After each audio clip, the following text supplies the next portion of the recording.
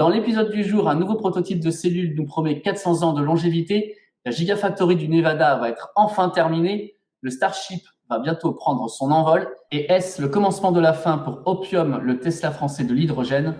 Bienvenue dans le monde d'Elon.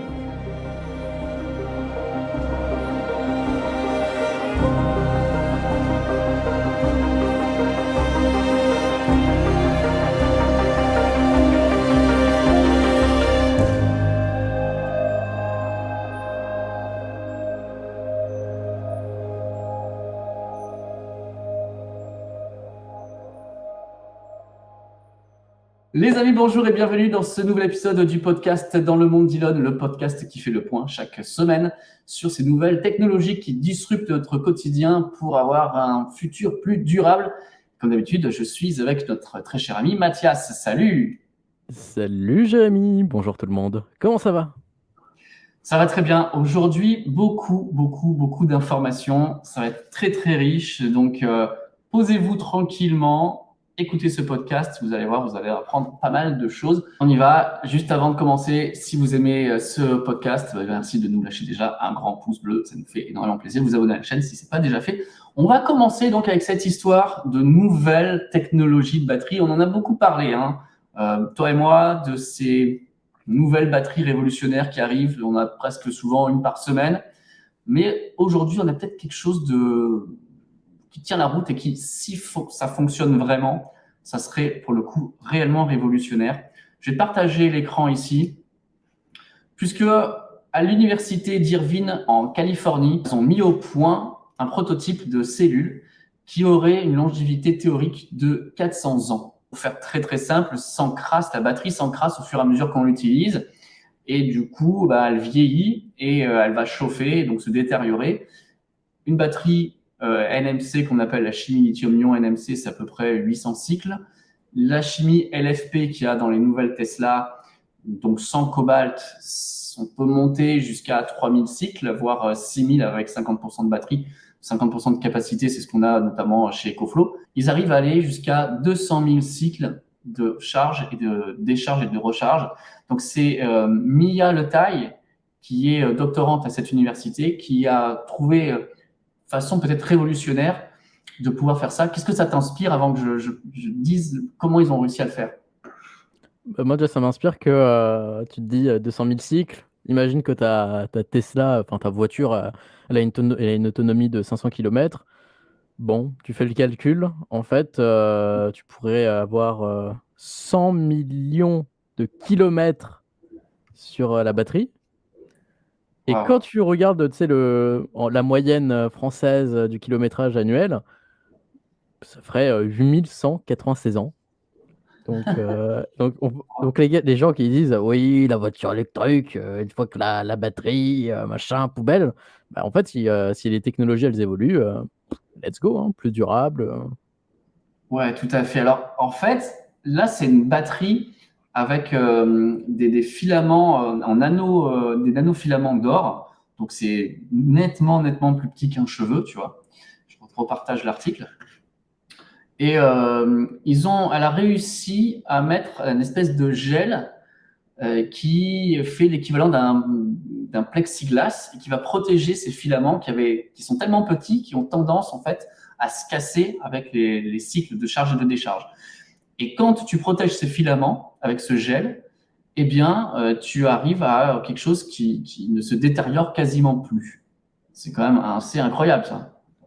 Ouais. Bah, après, comme tu l'as dit tout à l'heure, il y a beaucoup de technologies de batterie qui sortent chaque semaine, mais celle-là, elle est plutôt impressionnante. On verra, en fait, la plus grande partie complexe, c'est vraiment l'industrialisation. Oui. Donc, quel industriel va racheter tout ça et vouloir se l'approprier? On verra bien.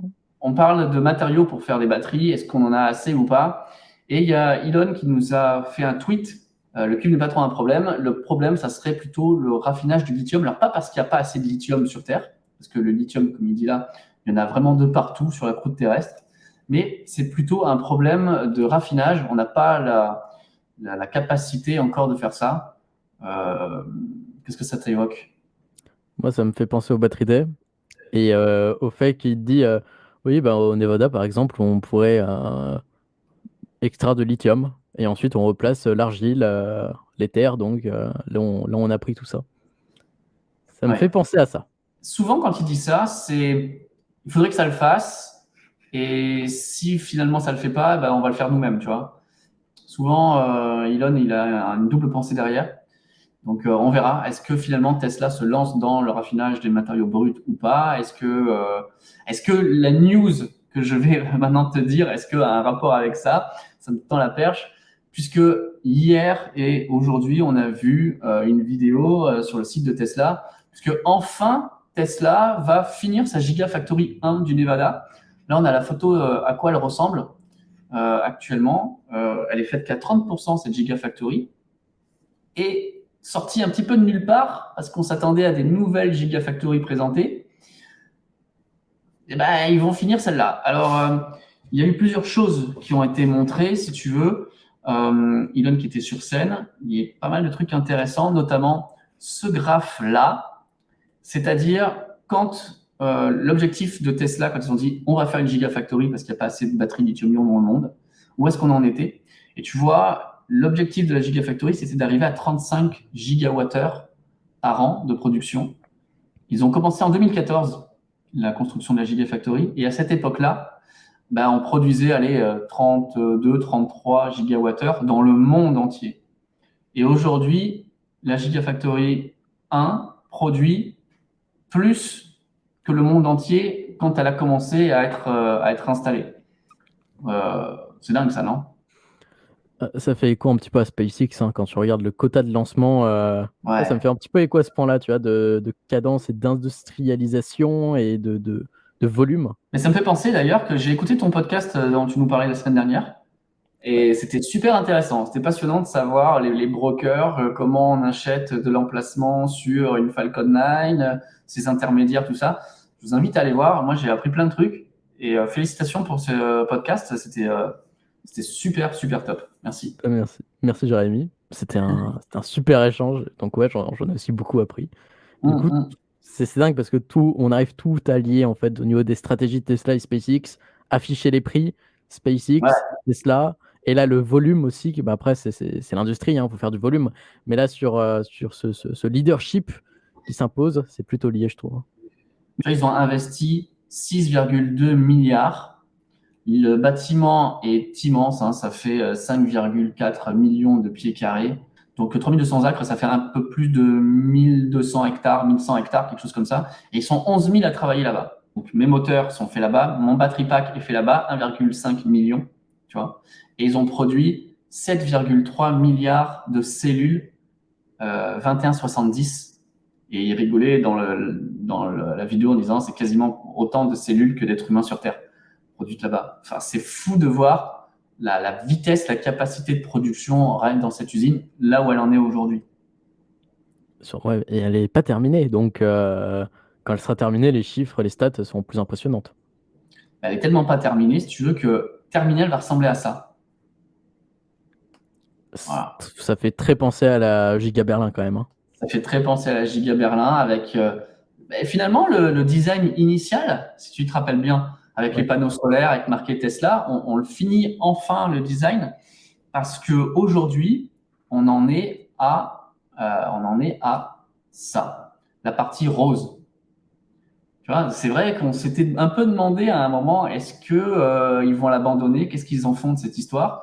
Parce que bon, on fait une gigafactory en Chine, on fait une gigafactory en Allemagne, on fait une gigafactory au Texas, et finalement, la gigafactory 1 du Nevada, elle est un petit peu paumée au milieu de rien, et elle est restée comme ça longtemps, tu vois. Et puis, moi, je regarde beaucoup 4680 Cell Factory. Moi, c'est le Oui, truc qui oui, me, qui me Là, percute. Bon, après, ce manufacturing, on le sait, mais hmm, 4680, forcément, c'est lié au ouais, sommeil. ouais. Et alors, 4680, donc tout ce qu'ils font là aujourd'hui, ils produisent 30 gigawattheures, 35 gigawattheures par an. Là-dedans, les 4680, c'est 100 gigawattheures supplémentaires par an qui vont sortir de cette usine, plus des semi-remorques. Alors, ils n'ont pas dit vraiment combien de semi-remorques ils vont sortir, mais c'est incroyable. Seulement, j'ai envie de te dire, ces mecs disent seulement 100 gigawattheures. de 46-80 là-bas. Donc, il va falloir encore mettre les bouchées doubles et produire encore plus. Et certainement qu'il y aura d'autres gigafactories spécialisées là-dedans qui vont arriver. On enchaîne avec quoi? Eh bien, on va à Boca Chica ou Starbase. Tu as normalement. Alors, tu sais, initialement, le Starship était blanc. Ok, c'était BFR. Bon, finalement, C'est là, le là, Starship, il est en. regarde, le t-shirt, il est beau, hein? Ah, tu es dans le thème du coup. Exactement. Eh bien, tu vois là, il est aussi blanc, mais sauf que ça, c'est lié aux ergols cryogéniques, donc au Ouais. LOX et au méthane, qui sont très froids, et donc bah, forcément, tu as ce frost, une partie qui gèle. Bon, ça explique les couleurs blanches. Mais ça, c'est tout simplement le résultat, mais le contexte, c'est que le 24, en fait, ils ont commencé à faire un test, on appelle ça un WDR, donc en fait, c'est une répétition d'un vol, sauf ils n'allument pas les moteurs. Donc là, le but, c'était de tester si tu vois tous les systèmes de la tour Ouais. fonctionnaient pour ravitailler le Starship, pour charger les ergols. Et puis là, très bientôt, l'objectif, ça va être de retirer S24, donc le Starship, de le Mhm. reposer et ensuite bon, de le sécuriser et de faire un allumage statique des 33 Raptors, donc des 33 Waouh. moteurs de B7. Donc ça va envoyer du lourd. Et moi personnellement, je mise sur beaucoup de dégâts sur le pas de tir. Je dis Ah ça, je dis bon? rien. Mais ah ouais, ça va envoyer. Et je pense qu'il est passé. Il a déjà eu des dégâts sur des tests moins costauds, tu vois. Donc je pense Ah, que je le pense pas de qu'il est tir, pas il va assez prendre. solide. Avec, ouais, c'est sûr qu'une trentaine de Raptors qui s'allument. C'est ça. Ça promet. Mais il faut pas que ça fragilise la tour, par contre. La tour, elle sera safe, elle. Après, normalement, oui, ils avaient quand même fait de bonnes fondations hein, pour Ouais. cette tour. Maintenant, on n'est jamais à l'abri. On ne sait pas, parce que tant qu'on n'a pas testé, forcément. Mais on est bien d'accord que les bras de la tour sont censés récupérer le Starship quand il va se reposer. Pas dans ce vol-là, pas Non, sur ce mais à vol-là. terme, c'est bien Ouais, comme à ça que ça terme. peut marcher, parce qu'on voit la poulie en haut, là. On voit une C'est poulie avec un c'est ça, système de à terme. travail. À terme, maintenant, on ne sait pas quand, mais et aussi, il faut que ça soit, comment dire, autorisé par les autorités. Parce que si tu as un Starship qui a toute allure, la tour, elle peut prendre quand même pas mal de dégâts. Déjà, il faut voir si le vol il se passe bien. T'imagines Ouais. si d'un coup, tu as les moteurs qui s'arrêtent et que tu as le Qui tombe, booster hein. qui retombe, bah, tu as tout qui explose. Et, Non, mais la précision, on sait qu'ils sont précis parce qu'ils arrivent à faire poser les boosters Falcon 9 pile sur le milieu du X de SpaceX, tu vois. Mais là, c'est encore une précision supérieure, non? Tu crois pas? bah, c'est surtout, c'est pas la même échelle. Hein. Ouais. Un Starship, en termes de diamètre, c'est beaucoup plus élevé qu'une Falcon 9. Et là, ça va être très précis au niveau des bras. Est-ce que les bras vont tenir? Il y a plein de facteurs. Mais je pense, enfin, c'est pas quelque chose qu'on verra dans l'immédiat avant, moi je dirais avant 4-5 ans. Ah ouais? Je... Ouais, c'est trop de contraintes. Faut déjà réussir atteindre l'orbite Ouais. avant de tester l'atterrissage, déjà sur les barges et ensuite sur la tour. D'accord. Bon. Alors à suivre, à ton avis, c'est pour quand l'allumage, là, tout ça? L'allumage, ça devrait arriver d'ici, allez, on dit une semaine, mais moi je pense plus 2, 3, voire un mois. L'Elon time. Hein. Donc moi je préfère dire, allez, dans un mois si tout va bien, et puis après le vol, bon, ça fait quand même pas mal de temps qu'on dit que le vol arrive, mais Hmm. allez, je dirais, normalement en mars allez, moi je pose un vol en mars. Alors, le sondage de la semaine dernière, je partage ici. Hop. La question qui vous avait été posée, vous avez été très nombreux, on est presque 1000 personnes, c'est pourquoi Tesla baisse autant ses tarifs? Donc, un, Tesla fait des économies d'échelle, vous êtes 10%. Deux, Tesla cherche à relancer ses commandes en baisse 31%. Tesla craint la concurrence 13%. Et ce qui a dominé, c'est certainement un mix des trois. Qu'est-ce que tu en penses de cette réponse? Tu aurais mis ça toi aussi? J'aurais mis ça aussi, de toute façon on en avait parlé, j'avais misé sur ça. J'avais misé sur certainement un mix des trois qui allait être le plus répandu. Bon, de toute façon, on aura la réponse très bientôt, comme j'ai dit. Et je vous mettrai en lien en description la vidéo de Sandy Monroe qui, lui, t'aurait mis très clairement la réponse 1 en te disant Tesla fait des économies d'échelle. Ils pensent qu'ils arriveraient à 40% de marge sur les véhicules. Et du coup, il dit, ben, même s'ils avaient que 20%, ils feraient beaucoup plus de marge que tout le reste de la concurrence. Donc, même s'ils divisent par deux leur marge brute, bah, ils atomisent tout le monde. Donc, assez hâte de voir quels vont être les chiffres. Qu'est-ce que c'est que le Magic Dock? Attends, je peux la faire. Mais Jérémy, c'est quoi le Magic Dock? Ben, moi aussi, j'ai envie de te dire qu'est-ce que c'est que le Magic Dock, parce que visiblement, Tesla a de plus en plus envie de se lancer dans la recharge pour tout le monde. Tu vois, en mode, vous voulez tous nous aider, les constructeurs, à faire un réseau de recharge pour toutes les voitures? Les gars leur ont dit non. Donc, ils ont fait le leur. Et maintenant qu'ils ont bien explosé le nombre de stèles partout et que tout le monde se met à la voiture électrique et que personne n'a de réseau de recharge, ils leur font hey, ben nous, on l'a fait et on va vous l'ouvrir et on va monétiser à mort. Et en fait, tout ce qu'on a dépensé jusqu'à présent, ben maintenant, ça devient une machine à cash.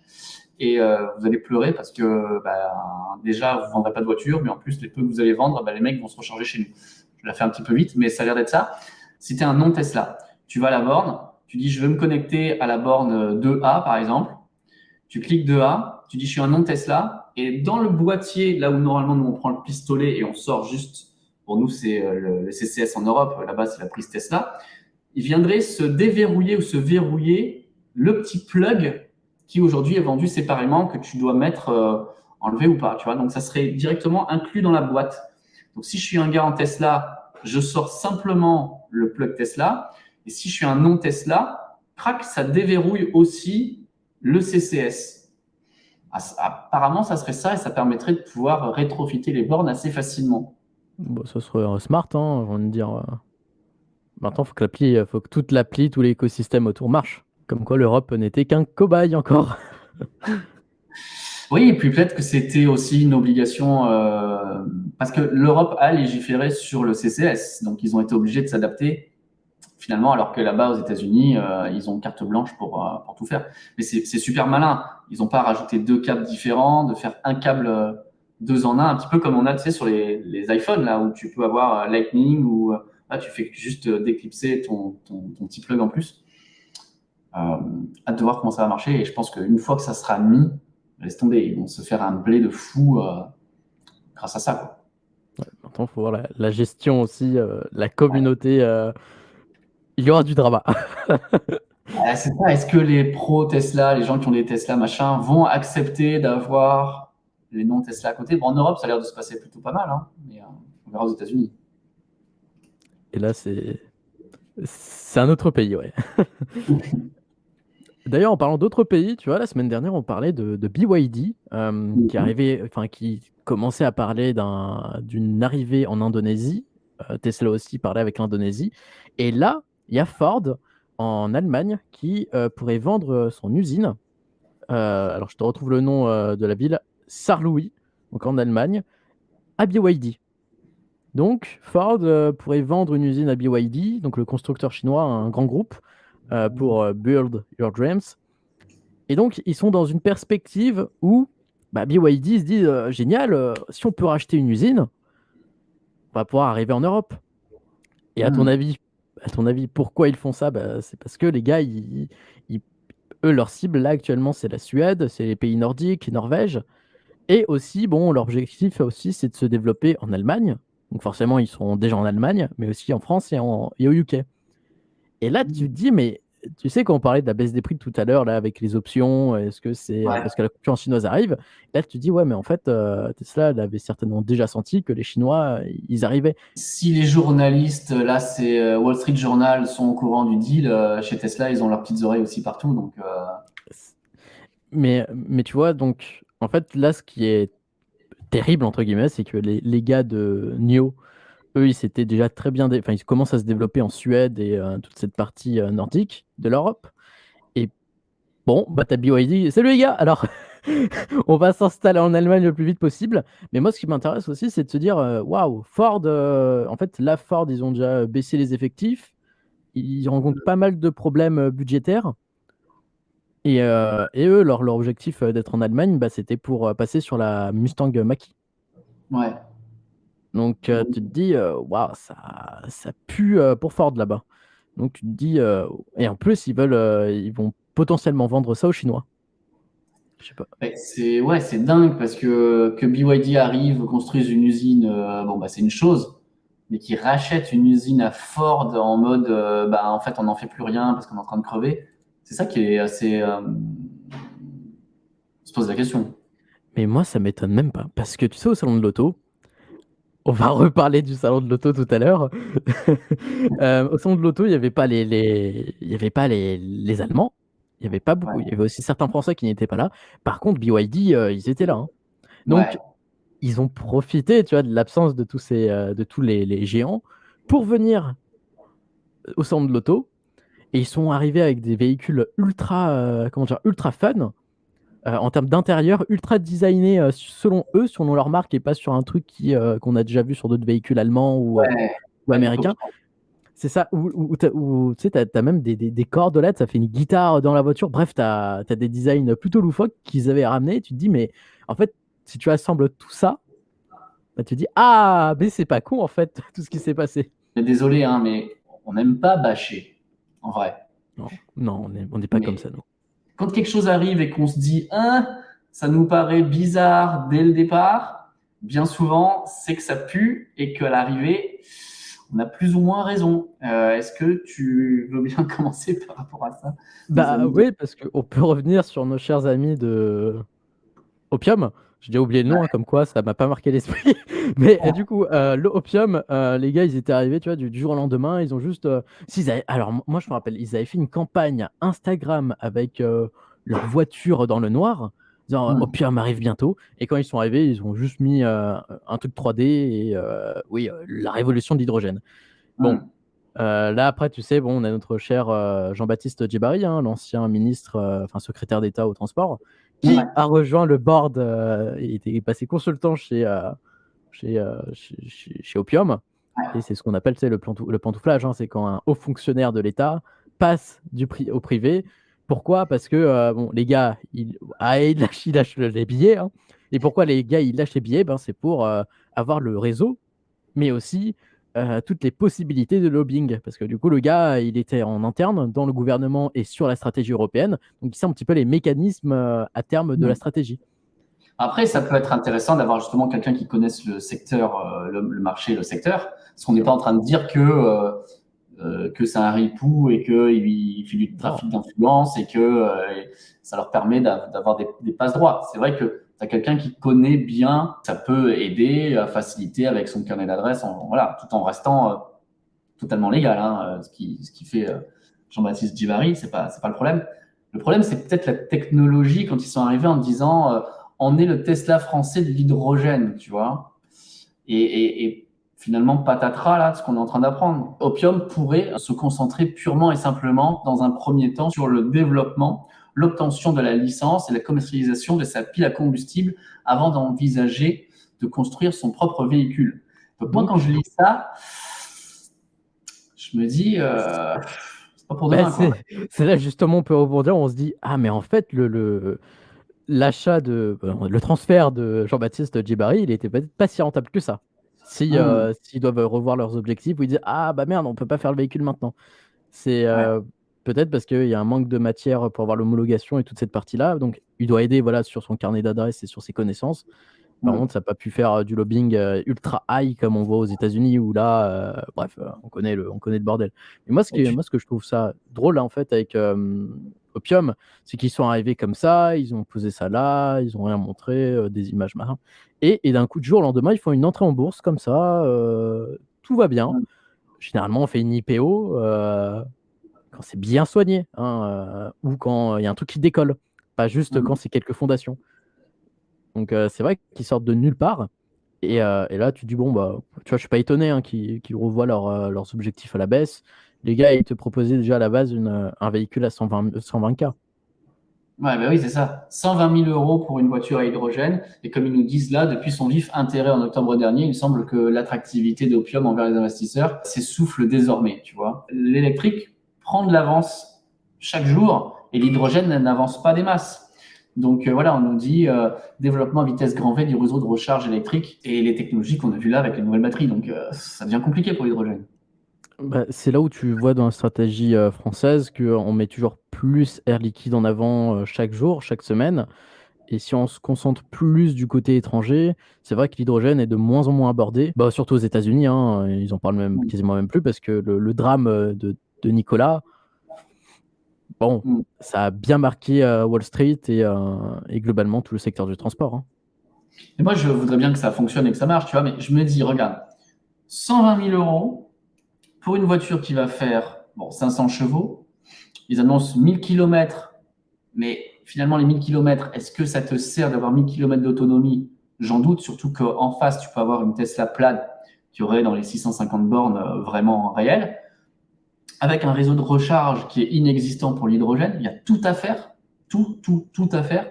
Les dangers de l'hydrogène, l'explosivité, enfin, je sais pas, il y a un gros ballon qui a explosé il y a près d'un siècle, l'Hindenburg, je dirais que ça n'a pas servi de leçon, même si les technologies ont évolué aussi sur la façon de contenir l'hydrogène et que ça explose pas. Mais voilà, et puis, capacité de 20 000 voitures par an, c'est très faible aujourd'hui. Et c'est ça. Donc, en termes de scalabilité, pour atteindre la rentabilité, le volume, ça va être complicado. Moi, surtout, j'ai envie de voir un point qui est très important, c'est qu'on parle de ouais, l'hydrogène.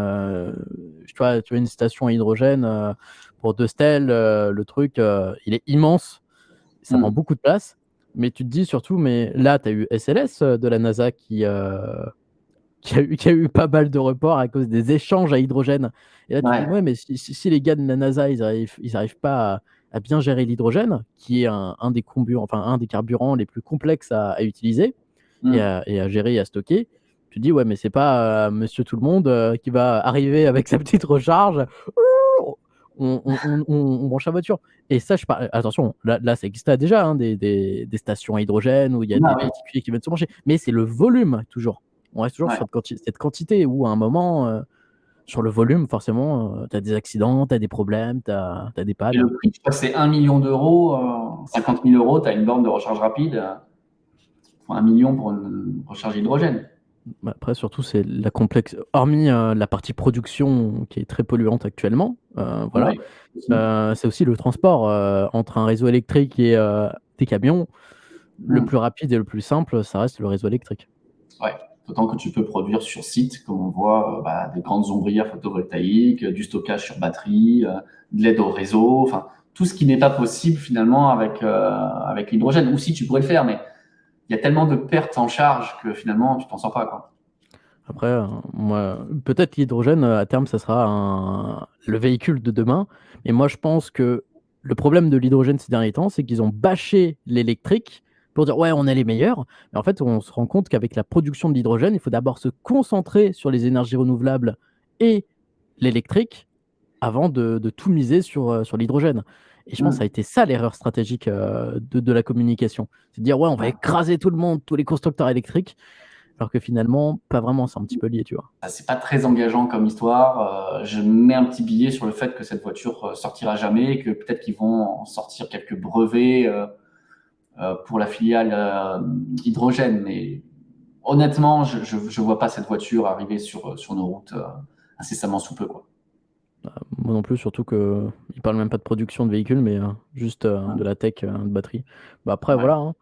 Maintenant, quel sera le véhicule d'avenir? Quelle sera la mobilité de demain? C'est la question du jour.